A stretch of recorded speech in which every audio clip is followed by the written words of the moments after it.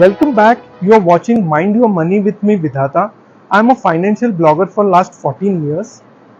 In the last video, I told you why the risk management has been foundational concept in stock market investing. If you missed that video, the link is in the description. Please go and watch that video. This time I am going to talk to you about how to generate superior returns. For generating superior returns in stock market, you need three things going in your favor: skills, temperament, luck. You need luck in everything that you do, but we all can hardly do anything about our luck. So leave that factor aside and let's just focus on things that we can control, that are skills and temperament. Why do we need skills? To ascertain the true worth of a company. Why any company in first place will be more valuable in future than it is today. It is only possible if asset base of that company is growing and profit of the company is growing.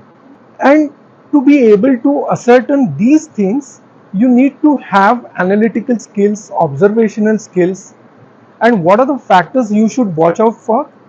You have to watch out for management quality, management experience, what is the industry in which the company operates, what are the growth trends in the industry, what is the profit growth, what is the revenue growth, whether or not company is managing its debt well, whether or not company is expanding its market share. You need to watch out for all these factors. Once you know the true worth of a company, you need to have right temperament to buy them at right price.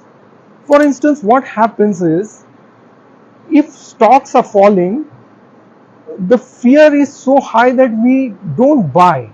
We don't buy them even if we know they are available at attractive prices.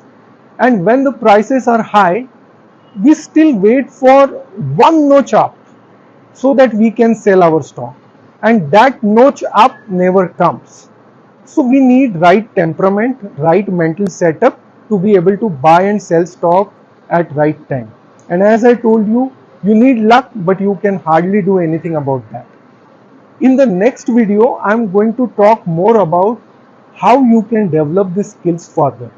Until then, mind your money.